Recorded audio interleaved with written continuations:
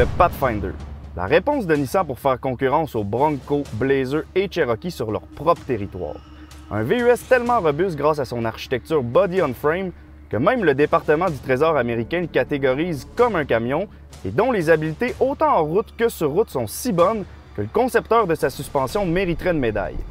Ça, c'est ce qu'on pouvait lire dans certains articles de Car and Driver à la fin des années 80 parce qu'il faut dire qu'à l'époque, pas mal tout le monde avait été impressionné par la première génération du Pathfinder. Mais ce qui est le plus intéressant ici, c'est que dans un de ces articles-là, on pouvait lire aussi que même si c'était un véhicule qui pouvait s'aventurer à peu près n'importe où, la plupart des gens qui l'achetaient s'en servaient comme une espèce de costume ou d'habit pour avoir l'air robuste sur la route, mais qui au final l'utilisaient presque uniquement pour se promener en ville. Et c'est probablement pour cette raison-là qu'au fil du temps et des générations, le Pathfinder a perdu son caractère aventurier, il s'est sédentarisé, un peu comme le reste de la gamme Nissan pour être bien honnête, à tel point qu'en regardant la dernière génération, on avait presque l'impression qu'il était devenu une version plus potelée du Rogue ou du Murano et qui faisait juste plus vraiment tourner les têtes comme avant. Mais heureusement, Nissan a eu une période d'introspection il y a quelques années qui a donné lieu à ce qu'on pourrait qualifier de véritable renaissance pour la marque. En fait, depuis le dévoilement du plan Next à la fin 2019, leurs voitures sont beaucoup mieux réussies au plan du design, leurs technologies sont plus novatrices et leur coût de volant est pas mal plus dynamique. Par contre, je dois dire qu'il reste encore un irritant majeur aux yeux des passionnés de la marque qui a toujours un peu été l'éléphant dans la pièce chez Nissan, et ici je parle d'un acronyme de 3 lettres. CVT. Mais cette année, c'est fini sur le Pathfinder. Et est-ce que c'est une bonne nouvelle? Ben oui, évidemment. Je pense que Nissan ont réalisé que quand on parle de CVT, pour des petites voitures comme le Kicks ou la Sentra, il n'y a pas de problème. Même pour le Rogue, ça passe. Mais pour un VUS de la taille du Pathfinder, muni d'un V6 en plus, ben là, ça ne fonctionnait plus. Et décider d'abandonner ce type de transmission-là, c'était la décision à prendre si vous voulez mon avis. On se retrouve donc maintenant avec une nouvelle boîte automatique à 9 rapports qui, soit dit en passant, a été développée en partenariat avec le légendaire équipementier allemand ZF. Donc cette boîte-là est jumelée au V6 de 3,5 litres du Pathfinder et transmet ses 284 chevaux et 259 livres-pieds aux 4 roues puisque la traction intégrale est offerte de série sur toutes les versions au Canada. Et l'autre fait à noter ici, c'est que malgré que le Pathfinder 2022 affiche la même capacité de remorquage que le modèle sortant, soit 6000 livres, sa nouvelle transmission vous permettra d'accomplir la tâche beaucoup plus facilement, surtout en terrain montagneux ou accidenté.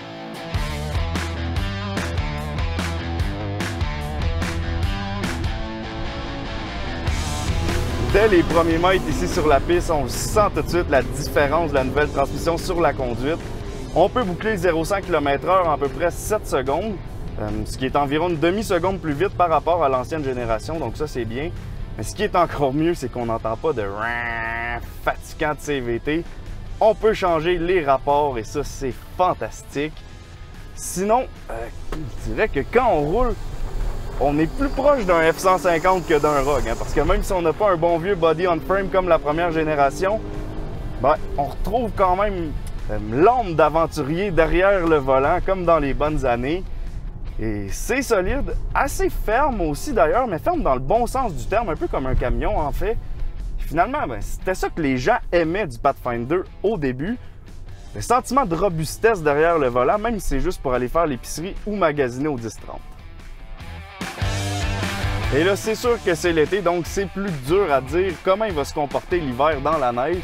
Mais si je passe à la piste en terre battue ici, ben, disons qu'il est quasiment aussi à l'aise que sur l'asphalte.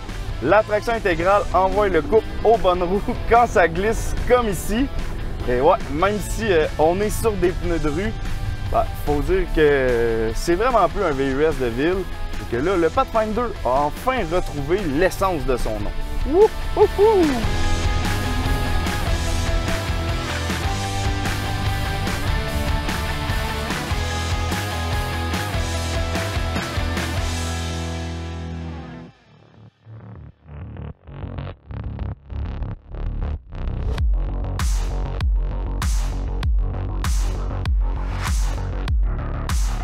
Mais attention, parce qu'il n'y a pas juste sa conduite qui est plus robuste, son look aussi est pas mal plus musclé. Et comme je l'ai déjà dit dans notre capsule de présentation cet hiver, on n'a plus affaire à un Murano potelé, mais plutôt à un Rogue qui aurait passé l'hiver à s'entraîner avec l'équipe olympique russe sous la supervision du pharmacien de Lance Armstrong. Parce que le nouveau Pathfinder est un petit peu plus large, un petit peu plus haut, plus léger et même un pouce plus court. Mais sérieusement, en personne, il est vraiment plus imposant et la première chose qui saute aux yeux, c'est ses phares avec la partie supérieure très mince à DEL et les gros blocs optiques qui sont jumelés directement en dessous plutôt qu'être un petit peu plus bas comme le veut la tendance en ce moment. Ensuite de ça, évidemment, on a la fameuse grille de calandre V-Motion.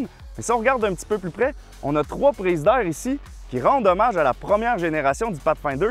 Et moi, ça, c'est vraiment le genre de petit détail que j'adore. Si cette 5e génération fait un petit retour à ses racines à l'avant, disons qu'elle adopte tout de même l'écorce moderne des produits Nissan sur les côtés, particulièrement au niveau des jantes et du toit flottant qui peuvent être livrés en couleur 2 tons sur la version platine. Et même à l'arrière, les feux à DEL semblent être issus d'un savant compromis entre ceux du Rogue et de son cousin, le Mitsubishi Outlander. Seul petit détail que j'aurais aimé avoir, comme toujours, c'est l'essuie-glace qui aurait pu être caché sous l'aileron ici.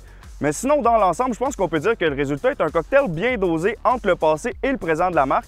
Il ne faut pas oublier non plus le côté pratico-pratique, parce que quand on ouvre le coffre et on rabat les 2 rangées de sièges, on a le droit à un volume de 2280 litres, ce qui, comme vous pouvez voir, est vraiment gigantesque.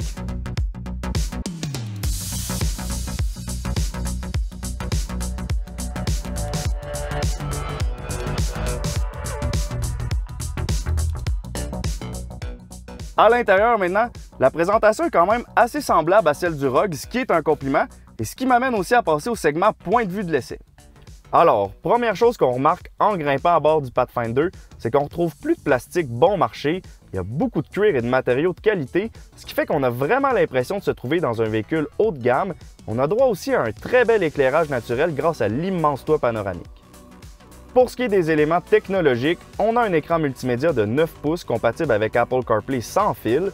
Derrière le volant, on retrouve des cadrans analogues dans notre version SL, mais notez que la version platine va être munie d'un écran de 12,3 pouces entièrement digital qui présente probablement l'infographie que j'aime le plus dans le segment. Les contrôles de ventilation, les boutons de la console et même le pommeau, encore une fois, c'est très semblable au Rogue ou au Outlander, et tant mieux parce que c'est une présentation très ergonomique et qui est tout simplement bien pensée. Finalement, pour ce qui est des places arrière, vous pouvez opter pour des sièges capitaine avec une console amovible, mais uniquement dans la version platine. Sinon, on a quand même 2 pouces de plus d'espace pour les jambes, ce qui place le Pathfinder numéro 1 dans sa catégorie à ce chapitre-là.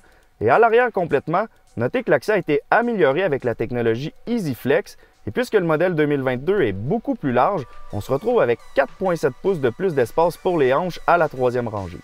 Donc pour l'habitacle, disons que le nouveau Pathfinder se rapproche pas mal plus des stars du segment actuel que sont le Kia Telluride et le Hyundai Palisade, et non seulement au niveau du luxe et des technologies, mais surtout au niveau de l'espace qui est vraiment l'élément le plus important dans cette catégorie de véhicules-là. Et d'ailleurs, je ne sais pas si vous avez remarqué, mais on a 8 places assises plutôt que 7 comme dans l'ancienne génération. Alors je ne sais pas si ça existe encore, mais avis aux familles de 6 enfants.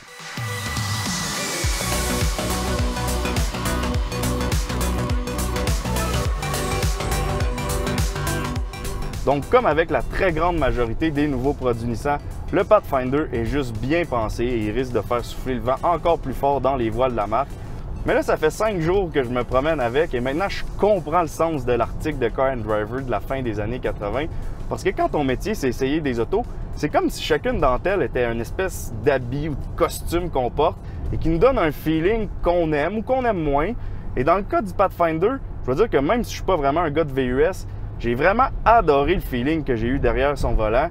Et ce qui me rend encore plus heureux ici, c'est de voir que Nissan, ça fait pas l'ombre d'un doute, sont de retour sur la bonne voie.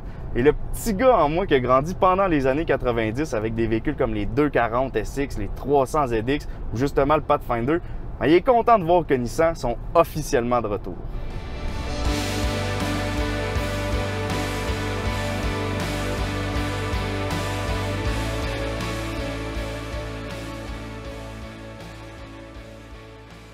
Alors, c'est sur ça que se termine l'essai d'aujourd'hui. Donc, si vous voulez faire votre propre essai du Pathfinder, je vous invite à passer dans l'une des 5 concessions du groupe Bocage Nissan.